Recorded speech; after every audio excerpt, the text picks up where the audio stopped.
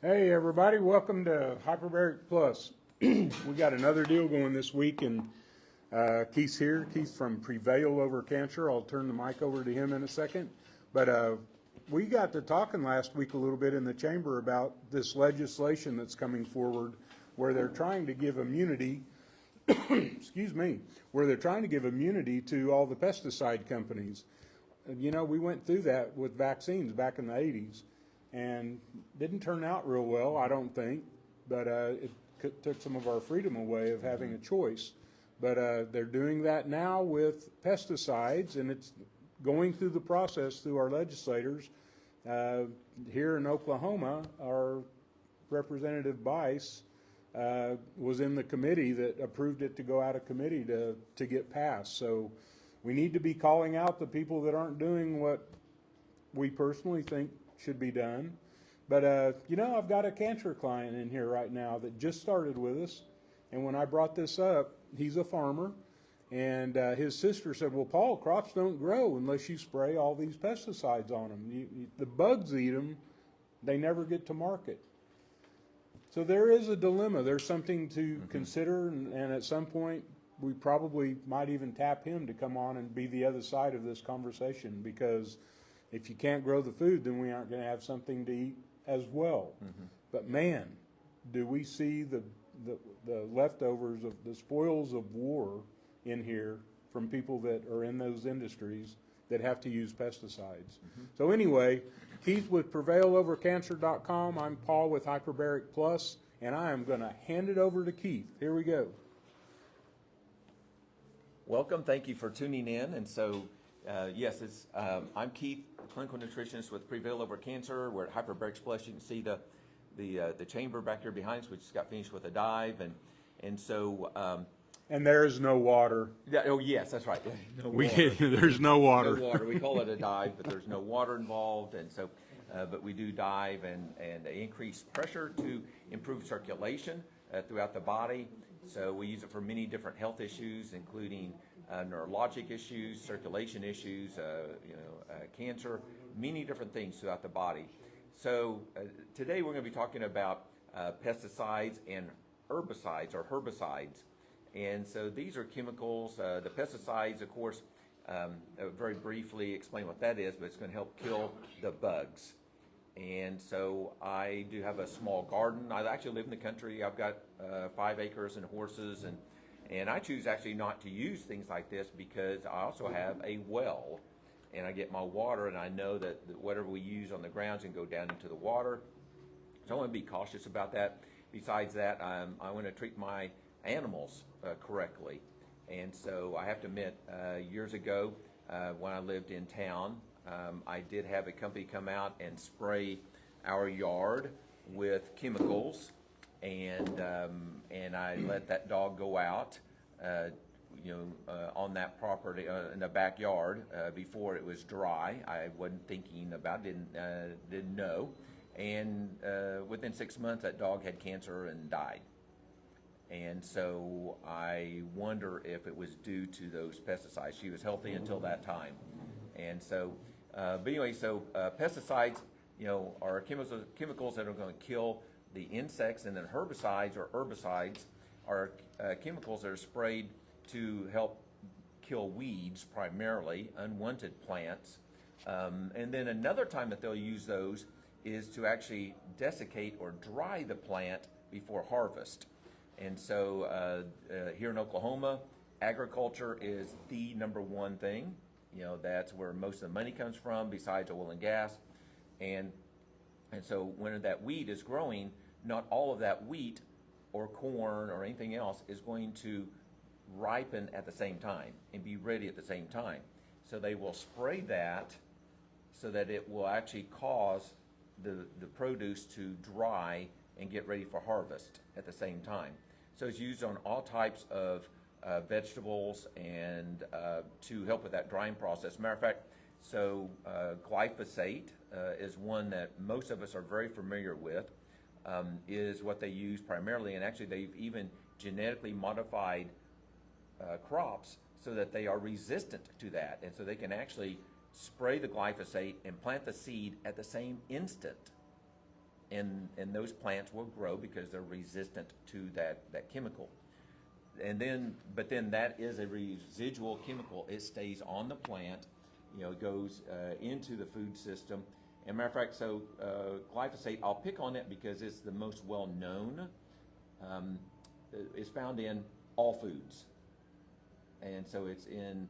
As a matter of fact, even for those of you that drink beer and wine, it's in your wine, it's in your beer because it's in the barley.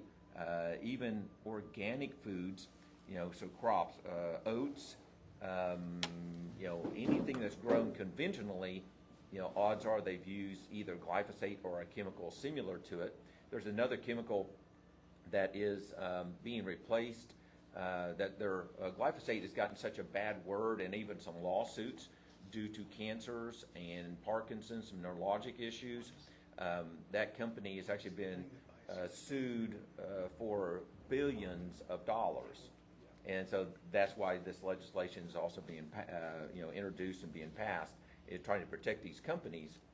So, but these chemicals are very prevalent in all foods.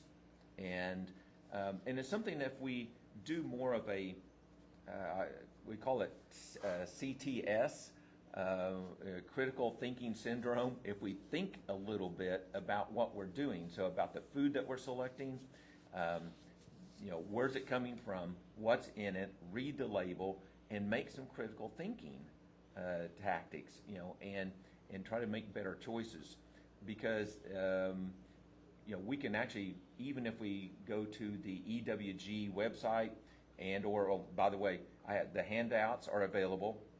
I've got them on my website. I have a blog post that's going into this in great detail, and the handout for this is going to be on that website. So you can go there and download that, including a list of EWGs, Environmental Working Groups, Clean 15 and Dirty Dozen. So the Clean 15 are foods that actually grow well and don't require much chemical intervention. The Dirty Dozen are things that do require a lot of chemicals. And so, for example, I'm trying to grow in my garden some cabbage without chemicals, and it's not working. Thank you. And it's not working.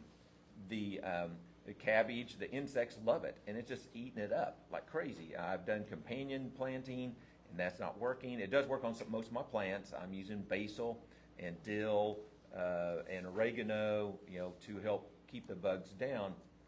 But the cabbage, it's just a lost cause, and I need to just go ahead and pull that out. Unless I wait until freezing weather, that's going to be the other option. But so these chemicals are pervasive, and they're in all of our foods. Even honey. Looking at my handout, it's even in honey, fruits and vegetables, and nuts and seeds and grains, breakfast cereals. Actually, there is a urine test. It's called a glyphosate urine test that's available. It's about $150, and it actually tells you if you're urinating glyphosate or not. If you are, that means that you currently are exposed to it. And in children, there's a concern about the brain for that, and like breakfast cereals. It's in most breakfast cereals because they're grains.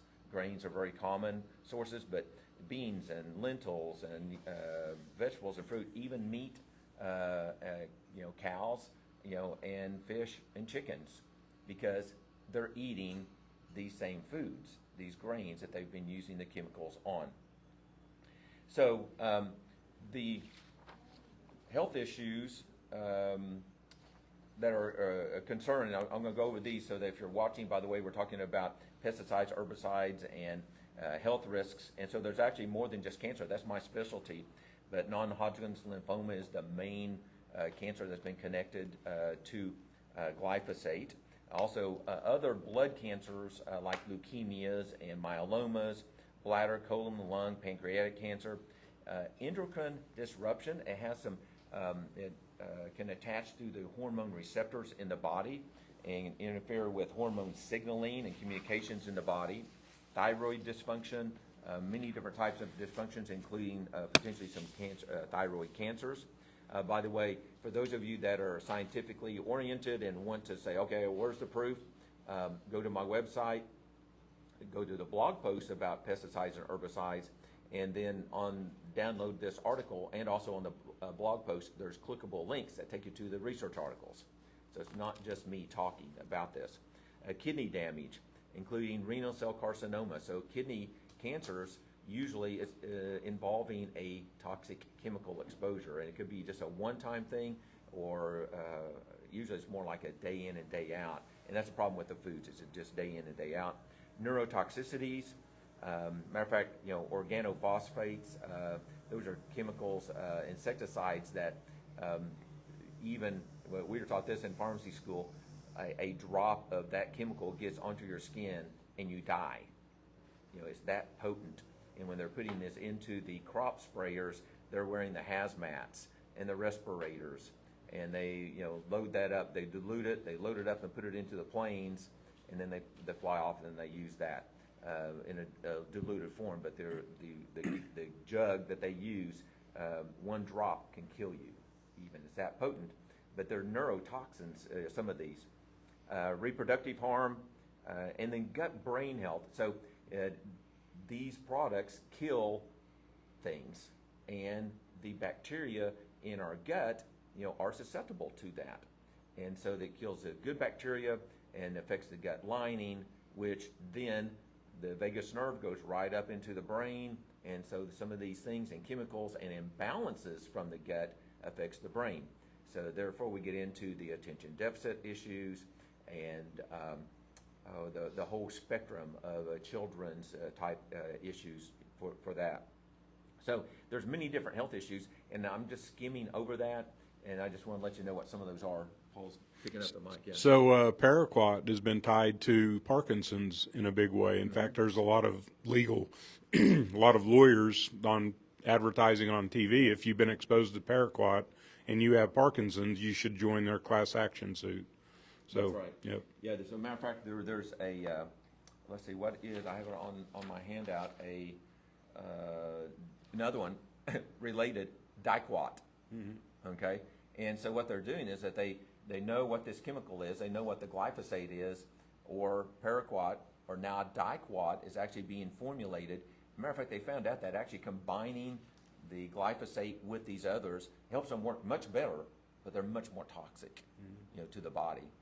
And so, And they're not on anybody's radar yet. yeah, that's right. Yeah, And I so mean, they're changing the names. They're changing the names and the chemical structures a little bit, and therefore there's actually over 16,000 chemicals that are being used in the farming industry, that are impacting our health. The reason we want to bring this up because there's some legislation that is being passed by both the federal government, or being worked on by the federal government and by states. And matter of fact, some states, there's a state on the East Coast just passed one law that is protecting the manufacturers from lawsuits, and that the EPA is even, their hands are being tied, and some of us aren't crazy about the EPA. We feel like they're not doing their job. Well, this law even ties their hands and keeps them from warning people about it. And so, and the whole purpose of this is so to protect the manufacturers for these chemicals, because there's multiple billions of dollars of lawsuits. So Bayer and I don't have any of this in front of me, but Bayer back some years ago bought Monsanto, and then they ran in, and they were already being sued back in the day, Monsanto was, and Bayer bought them with all those lawsuits pending. Right. So they've now paid out, like, I don't know, some kind of crazy number. Billions. It's like $9 billion or something like that, and they're still not even, there's a whole bunch of cases pending, and so they're trying to get this legislation passed to protect their assets. And anyway, that's what's kind of brought all this to a head. And right. If you get educated about it a little, all you have to do is type in Bayer or Monsanto, and you can see it'll take you to all of the lawsuits and all the legislation that's out there pending, even in the state level. That's right. And so you can actually type in and do a search, internet search, and just say section 453, or YF26. So those are appropriation bills that are coming out of Congress, and that both the Congresses are having to, the House and the Senate, they have their own versions of these things. So these are going to be coming up for vote, And so our goal and purpose of this is actually just for, the public to be aware and to go to the website. As a matter of fact, there's actually even, I've got a QR code that you can scan and go to the blog, and I've got links on the blog about not only these research articles, but how to contact your representative in the government, to voice. Oh yeah, thank you for putting it on the other screen there. So yes, by the way, we're on Instagram at Prevail Over Cancer and Hyperbaric Plus on Facebook. So and this is if we can make better decisions. For example, if we know that a food has chemicals on it, we can choose not to consume or purchase that food, not to consume it if we know. For example, if you go without, if you choose organic foods, and literally within 2 weeks, the amount of these pesticides decreased 91% out of our body. That's how much of an impact that we can have if we're allowed to know and to make changes.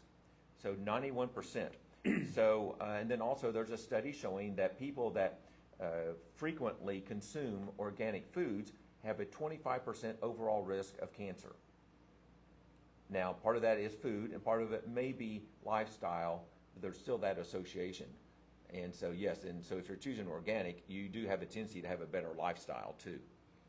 But 25%, that's better than any drug that we can take or come up with to reduce the risk of cancer. So that's very important. We need to have that access. We need to know. We need to know what's on the label, and have some accountability for that. So go to the blog, download that, use those links, and go and you can contact your representatives. Share this information with others. Make better choices and do choose the clean 15. Be careful about the dirty dozen. So, matter of fact, does anybody know what the worst fruit is? The dirtiest fruit? Strawberries. Strawberries. Isn't strawberries number one? Yeah, strawberries are number one, I believe. Yep. Again and again and again. And they're so delicious. Insects love it, so therefore they're going to spray it like crazy. Constantly. And so what do you do also? So, if you, even getting organic, we do need to be washing our fruits and vegetables. And the easiest thing to do is actually, putting some baking soda in the water, and then, and baking soda in water, and then soaking that for about 10-15 minutes, and then rinsing that off. That baking soda, chemically shifts the balance to help those pesticides to come off. That takes care of most pesticides, and that really does help a lot. But some of them we can't, and actually, so foods that are probably the greatest concern are foods that we can't wash. That includes processed foods, cereals. We can't wash that, and then other foods that are already prepared for us. So actually, we go into the restaurants. What are they using, for their foods? And so ultra-processed foods, convenience store foods, packaged foods, coffees, teas, and honey. I mean, everything that we can't literally wash, is a potential concern, especially if it doesn't say that it's organic. There's going to be some concerns. Well, there's all kinds of things that come to mind when you're talking about this, because in knowing you, Keith, I when I go to the grocery store, if it's got more than one ingredient on the ingredient deal, I don't buy it. Right. So, I mean, so it can't be processed. But at the same time, if I go buy meat, where did that meat, what did they feed that cow? Well, they fed it grain that's got glyphosate in it. And I mean, you just open up a can of worms. You just got to dig deep in all your thought process, however clean you want to eat. Mm-hmm. And it can be a game changer. You are what you eat. That is still valid. Although that pyramid keeps changing. Yes, yeah, right. You are what you eat. That's right. But yeah, if it's got more than one ingredient, stay away from it. Got to be very careful. Yes. Are there any other names? Are there any other names for glyphosate, whatever you call it? Glyphosate? Yes. Well, the brand name is called Roundup, and there's another one. I can't remember the name of it. There's another one that says something up on it, another brand of that. And so, but but Roundup is, glyphosate and other chemicals that are similar to that. Yes, but what I'm asking, if I'm looking at the label, Oh. does it say glyphosate or will it say something else? It probably will. Actually, they're trying to hide it, and so actually it's going to be the long chemical name on there. And they're changing. And they're also They're changing them. So they're actually taking glyphosate out of Roundup and replacing it with this diquat, Which is worse. which is actually probably worse, but we can't test for it. So there is not a urine test for diquat. So now we don't know. There's not a test. We can't test the food. The labs are not set up to test for this. So we have some other concerns about that. So therefore, it comes back to, so we can only, I don't think we have to be perfect, but we have to, try to make better choices. So therefore, I don't use weed killers around my house. I will use a salt and vinegar solution, to help kill, actually Epsom salts, I believe Epsom salts and vinegar, and I spray that, on my weeds and the driveway cracks to help kill that, and I use a weed eater, so I'm trying to not use those chemicals. And well, matter of fact, I don't use those chemicals. They're going to be out there, but we have to start making choices. What ratio of, how to make that spray? I have the recipe on my phone, right? So I have to look it up. And there's a lot of natural YouTube channels that are about the salt teaching and- us how to and do all vinegar. this. Even some places just use vinegar, and a vinegar, It's- 5%? The minimum is a regular There- vinegar, but it's more like a 30%. It's an industrial, I think it's 30%, and they call it industrial grade. 25 or 30% vinegar works even better, than a 5% vinegar. Works better than Roundup. There was a guy that did a test on it. He said, I heard about this maybe being better than Roundup, and he sprayed one side with that and the other side with Roundup, and you couldn't tell the difference. Yeah. Killed both of them. Yeah, it worked. Okay. And so, let's see. I mean, what else can we? And I think they put a little dish soap, a little Dawn, when they spray that yes. vinegar. Yeah, Exactly, yeah. because the Dawn will make it stick and. Surfactant Yeah. to help it to stick and actually penetrate Right. a little bit easier Right. into the plant. So anyway, there's some YouTubes out there on that.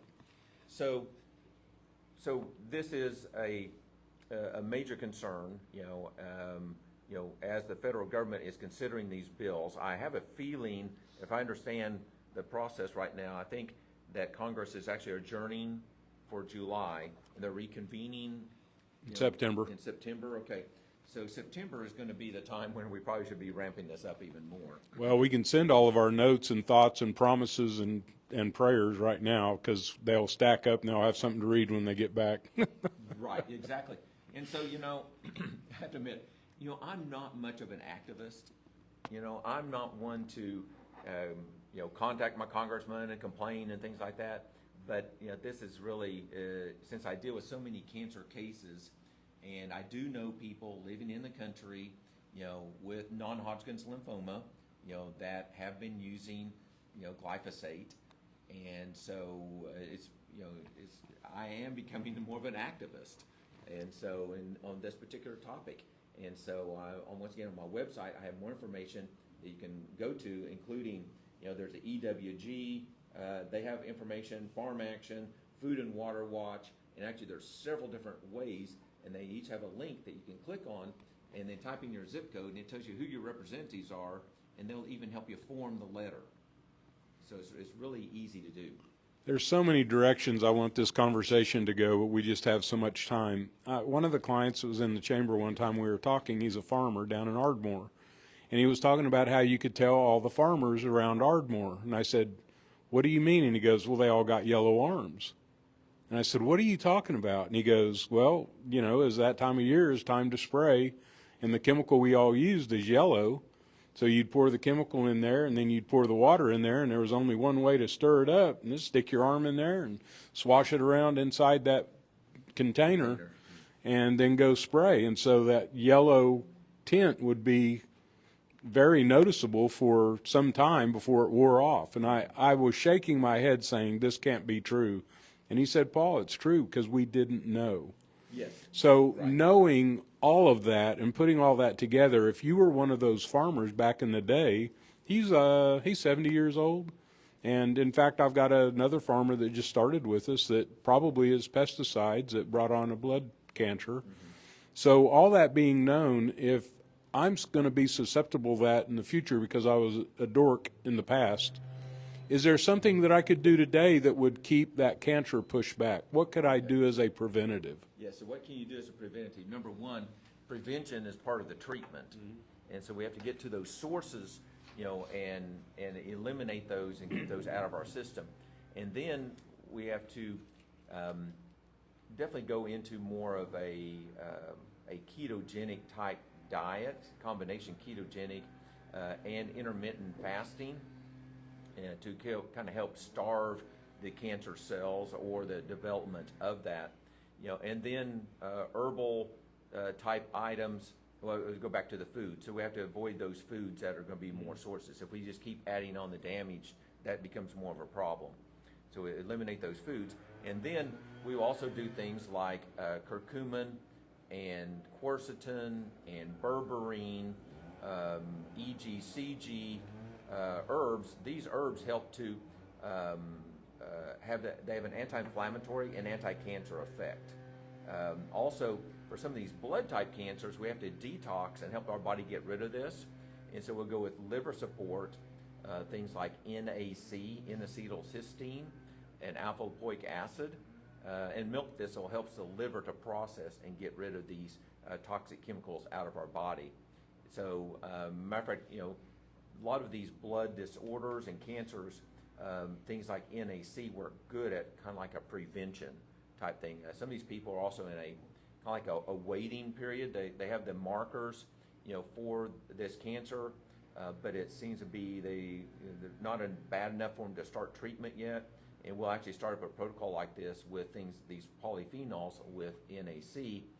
Ultra Botanica has got perfect combination of products for that, and we see actually those precancerous markers dropping and getting better, for that. So that's a very simple type thing, but be careful about how many carbs, exercise, and then the polyphenols, nuts and seeds, and eating appropriately and supplements.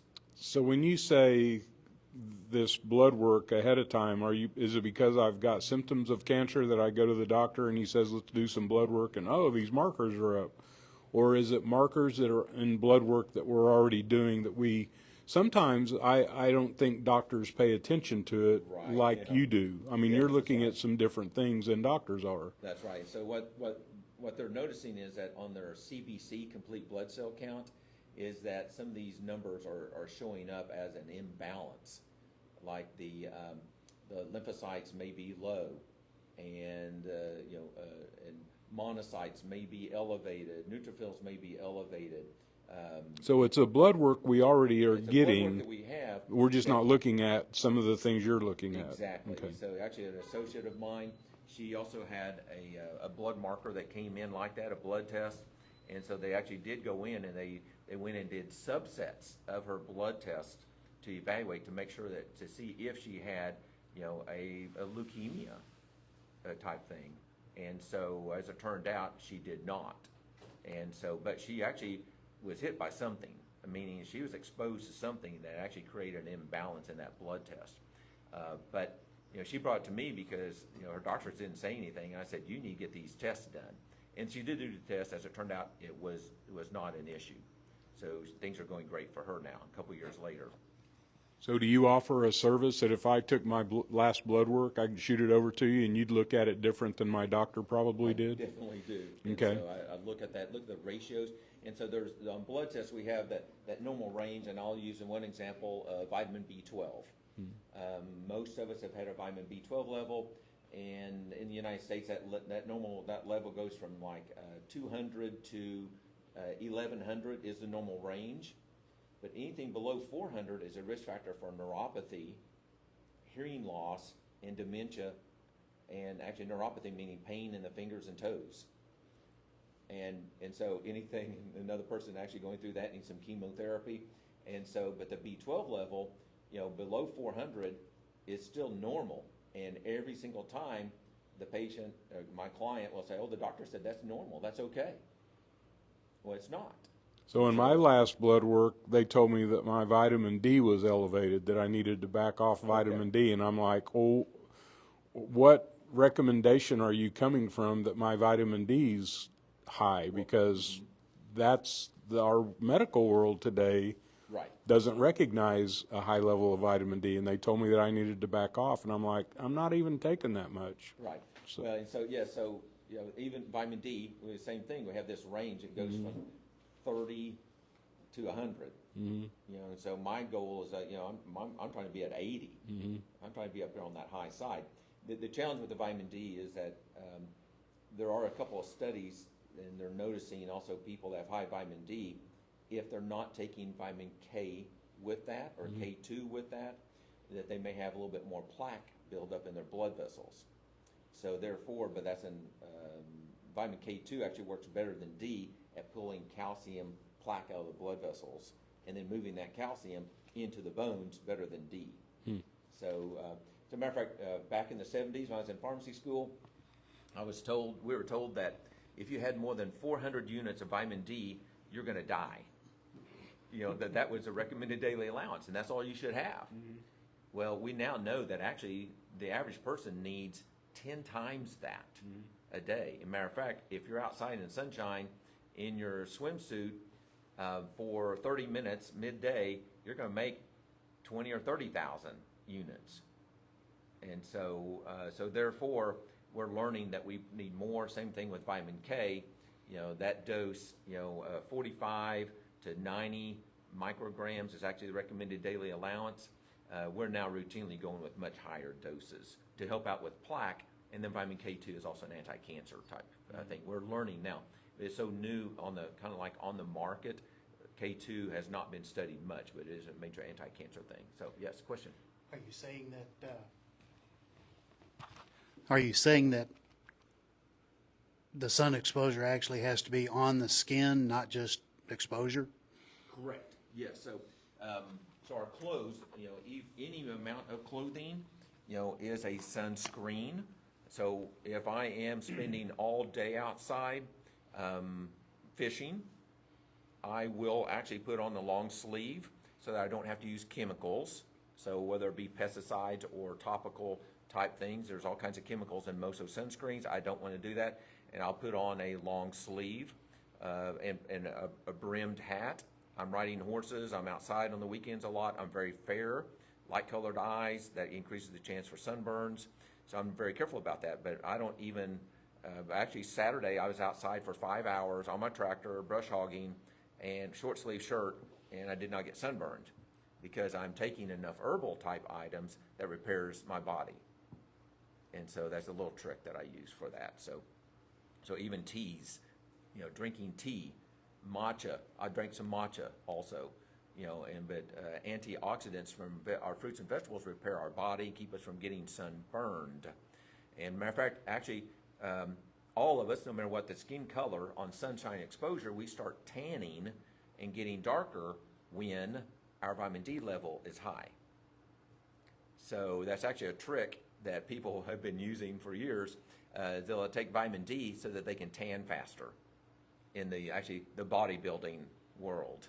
I was exposed to that because I helped people in the past, figure out how to gain weight, gain muscle mass in their training. And I was asking, what are you doing this high vitamin D for? And because they tan faster because their body's trying to protect them from excess sunshine and excess vitamin D. So it's possible to get too much, so we do want to be cautious about that. But we want to get up to the sweet range. So in other words, to answer your question, Paul, yes, I do look at that, and I'm looking for optimal levels. Low normal can be a major concern, and actually kind of several different things at a low normal or a high normal, can be enough triggers for me to show some concerns. And I help clients with that. That's, how do you know all that stuff? You have to be educated to be able to look at all that. There's no way I could learn that. Yeah, no, you can. Well, but you can learn it. So my brain only holds so much. Yeah. So we can learn. We can learn anything. There's so many things that people do, out here, in the world. But you're just talking about so many components of blood work that Oh, yeah. that one feeds on the other, and that takes a lot of Experience. experience being able to pick all that apart. We can all learn everything, but when you're looking at blood work, there's a lot of components to it that, hey, why is that? I mean, I just get it. Before we get off the subject, because you were talking about arms, you notice my arm, and it's almost all gone. It's almost faded away. But every time I'm outside doing yard work or taking limbs down and I hit my arms on something, it turns big old red patch. Right. And all of my clients in here, once they hit 55, 60 years old, I can tell almost how old people are by how much debris they have on their arms. One of my clients that just walked in gave me a deal over the weekend. He said, Paul, aloe vera water. Have you ever heard this? Aloe vera water. And he showed me his arms, and they look like yours. They're totally clear. And he said aloe vera water will toughen that skin, and it'll eliminate that. So the cause for that What? is actually has to do with collagen. Okay. So as we're getting older, our body has a more difficult time absorbing the nutrients that we need to make collagen. Okay. And combine that. And matter of fact, I have an issue. Actually, my wife and I, we do genetic testing, and so I have different kinds of panels for different health issues. But my wife and I have issues making different types of collagen. So there's one type of collagen I have a difficult time with. My wife has another issue with that. But if we can't make the collagen or get those nutrients in, absorb it, especially if there's gut issues, now we're not going to be able to make our collagen that strengthens the skin. And so then it doesn't take much of a bump or a cut, to do that. And so one of those nutrients that helps with that is vitamin C. And then another one that I use often, and matter of fact, I take myself, so does my wife, is bioflavonoids, which is kind of like a vitamin C type thing. So bioflavonoids and vitamin C, at a high dose, helps you to make more collagen and helps out with bruising. And so I've used that for years. And matter of fact, since I'm taking so many herbs that have an anticoagulant effect, I do actually have an issue with that. So when I'm actually working, I was actually working on the tractor, had a little issue with that, and actually I just stuck my arm in and squeezed it into a tight spot, and I hit a spot and I got a little bruise, right there. So actually, it's better now that I've gotten back on my vitamin C and bioflavonoids. I got off of it for a while, forgot about it, and then I started bruising real bad, and now I'm doing very well. But you can kind of see I have a few dark spots. So, When I hit something like that, I mean, it's crazy big wound on my hand, and it looks like I've been beat up. And there's another one on all I did was scrape. on my hand, so it's hard in between the knuckles there. So yes, so actually you have to make sure you're getting your protein and vitamin C, bioflavonoids, and then what else I use to help heal that? Heat and red light.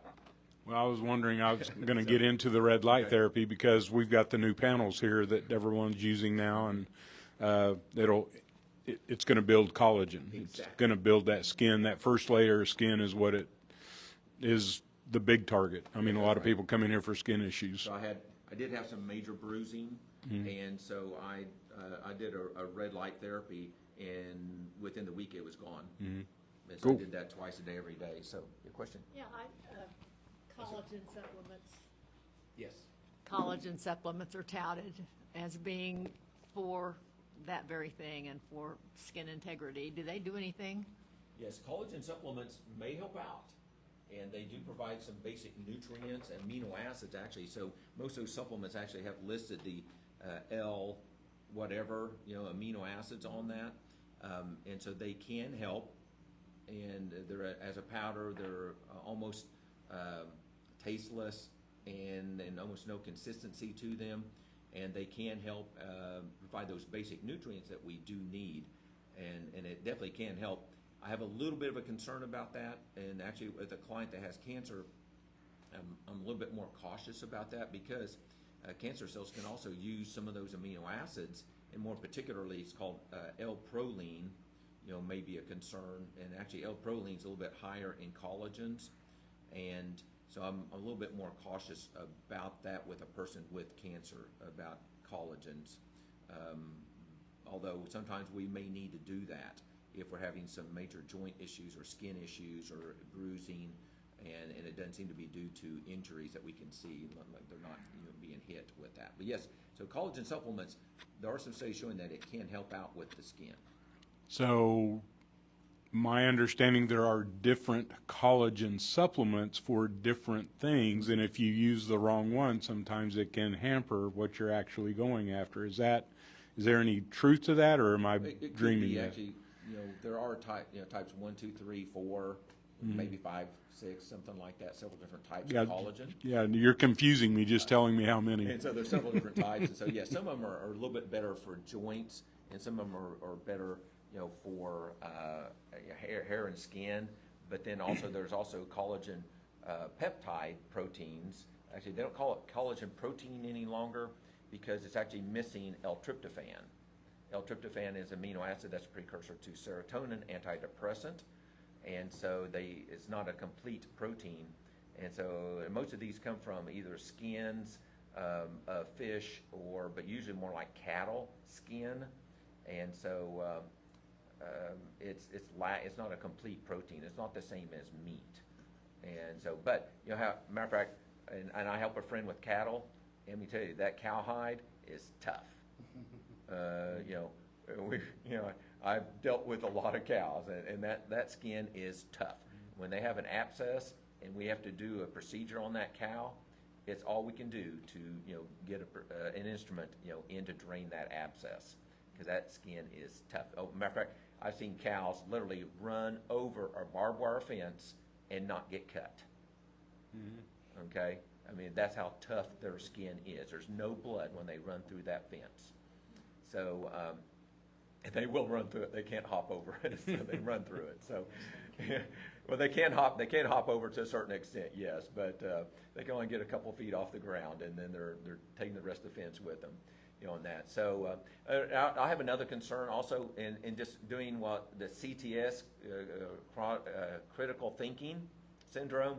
I'm thinking about how's collagen made, and actually, I'm concerned about all the chemicals used to make collagen. Mm-hmm. And so they take that hide and they have to dissolve it with chemicals and process it and dry it and clean it. And so I consider it a processed food. And so therefore, I'm going to eat the meat rather than a processed protein powder made from the cow's skin. So I'm just a little bit more concerned about that.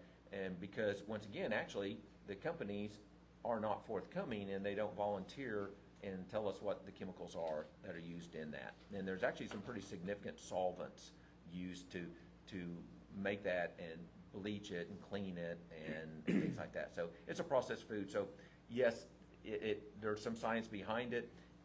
I don't take it, even though I do have a collagen issue. And matter of fact, I have a joint issue too, and joints several places throughout my body. But I have a hard time making my collagen, but I'm not willing to take that on a regular basis on that. Okay, anything else?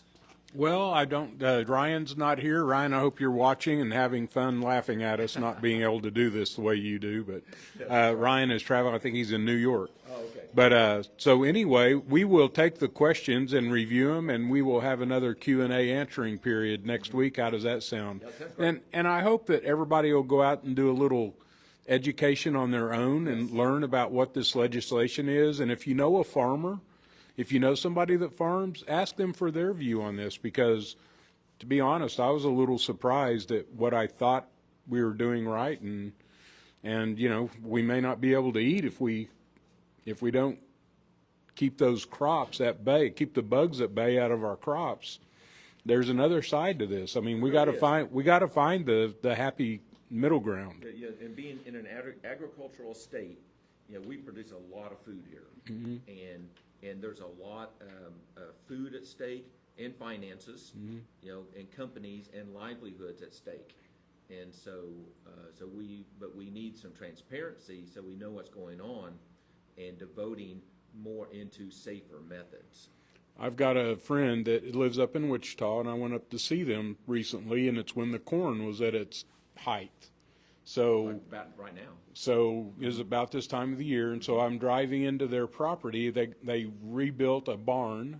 They've got a barn dominium. They got a large piece of property with this gigantic barn. I mean, I can't believe how many square foot they've built into this barn. But when you're driving in there, there's all these crops on both sides of the road. So we're sitting in there, and I hear this brrr buzzing, and I look out, and there's a drone putting down chemical all around their house because they live in the middle of this cornfield. Yeah.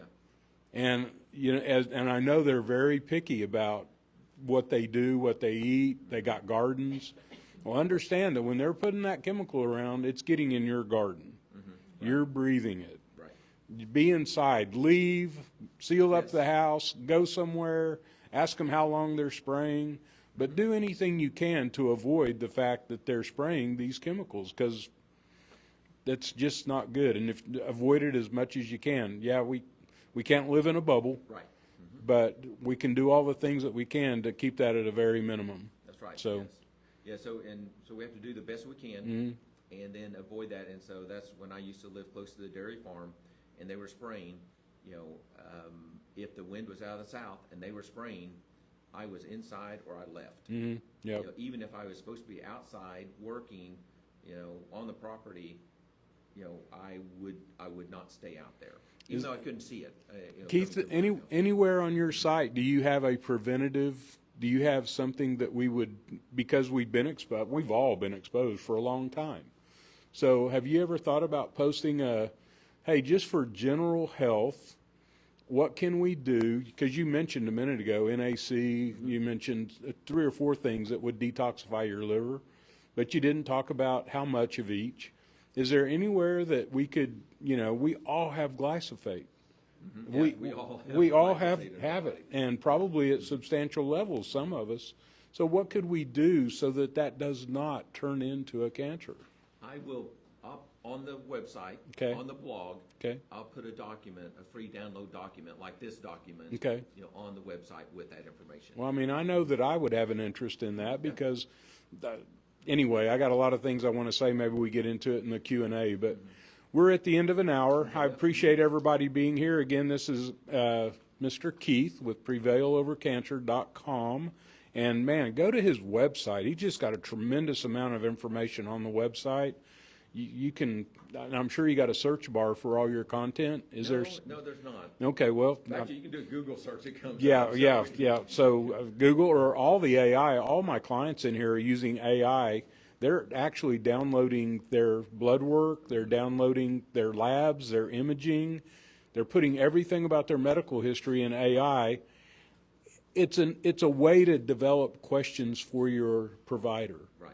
Don't use that and think that you're a doctor, but use that to come up with the questions for your doctor. Yes, that's right. And then put his answers in there and see how that changes. I mean, make a game out of it. That's right. All right? So I'm Paul with Hyperbaric Plus, and come dive with us.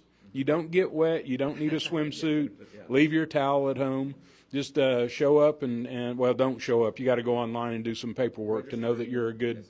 So I have friends of mine, my clients, that are bringing people in here at 5 minutes till, and hey, my friend wants to dive. It takes a little bit more than that, a little conversation and doing some paperwork.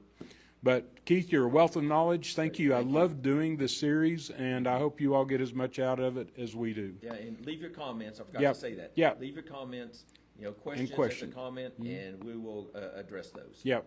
Well, thank you all again. We will see you next week, and we'll have a Q&A on pesticides. Thank you.